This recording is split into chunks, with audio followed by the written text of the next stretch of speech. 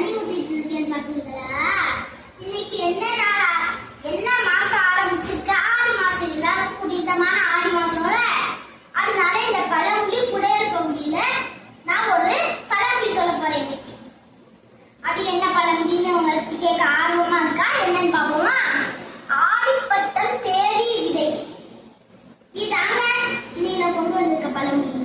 இந்த பழமொழிக்கு அர்த்தம் தெரிஞ்சுக்குமா? சொல்லட்டுமா? சித்திரை மாசத்துல இருந்து ஆறு மாசம் வரை வெயில் கொளுத்துவாங்க.